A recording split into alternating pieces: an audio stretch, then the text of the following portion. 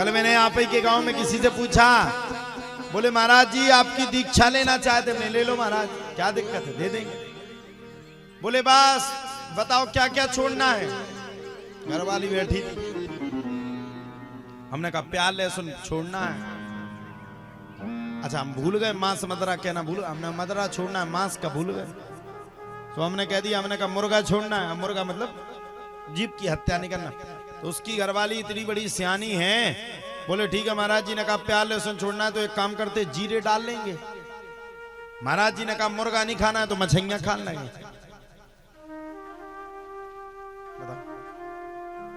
किसी जीव को मारना चाहते हो और खुद आनंद में रहना चाहते हो, ये नहीं हो सकता, ये नहीं हो सकता। ये राम का अगर राज्य आपको चाहिए ना, भरत की अगर कथा सुननी है ना, राम की अगर कथा सुननी है तो भरत जैसे भाई की आवश्यकता है, और अगर भरत की कथा सुनना है तो राम जैसे भाई की आवश्यकता है, तब ही कुछ हो सकता है।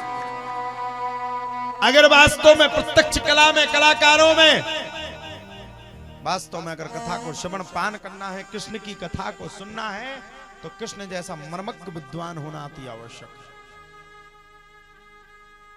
कृष्णाय वासुदेवाय हरे परमात्मने प्रणत क्लेश नाशाय गोविंदाय नमः। भगवान ने कभी जाति नहीं बांटी, कभी प्रथा नहीं बांटा। अरे भगवान ने तो केवट के घर पे भी विराजमान हो गए, भगवान वो है। भगवान तो सबरी के घर में आ गए। हम लोग कहते थे नीची जाती है, नीची तो हट हट हट, कलश का न छू लिए, कलश खराब हो जाए हमारे, ये उन्हें बर्तन छोला रे ओ राम। कई जगह तो गांव में आपने ट्यूबवेल देखे होंगे, ट्यूबवेल में पानी भरते थे पहले की माताएं, कुएं में। आप लोग गए कि नहीं? किस किस ने कुएं में पानी भरा? हाथ खड़े। हाँ, अगर कोई छोटी कास्ट से आ जाए और अगर उन्हें बेचारी ने अगर पानी बगल में भरन लगी होगा, धोखे से भी कलसिया से कलसिया अगर मिल गई, गुंडी से गुंडी, तो तुरंत धोई। छोड़ छोड़ छोड़ छोड़ हट। हमारी गुंडी औरतें ने खराब कर दी, छोटी जात की। अरे क्या कर रहे हो ये? क्या वो इंसान नहीं है बेचारे जिनने जन्म लिया? क्या उनका जीवन नहीं? उनको तुम छोटी कास्ट कहकर के संबोधित कर रहे हो यार? तुम लोग कलश उठाओगे, वो अपनी जिंदगी में इस बात से लेकर के लज्जित रहेंगे कि हम छोटी जाते, हम कहीं बैठ नहीं सकते।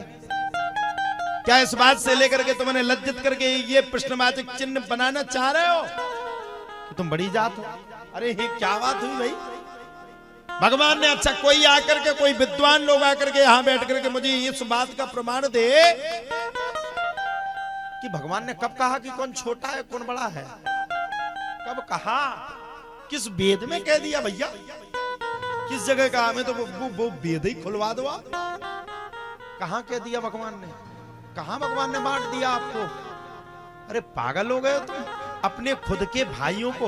अरे सोचो उस महिला के दिल पे क्या गुजरती होगी जब उसका छोटा सा बालक बड़ा होता होगा, उसको पता चलता होगा कि हम छोटी जाति के हैं, हम किसी के यहाँ दरवाजे पे बैठ नहीं सकते, कि कोई हमारा छुआ पानी नहीं पी सकता, हम किसी के यहाँ पानी नहीं पी सकते। उसके दिल में कितना कष्ट होता होगा, वो बैठे बैठे सोचता होगा भगवान मैंने क्या कसूर किया जो मानव जन्म लेने के बाद भी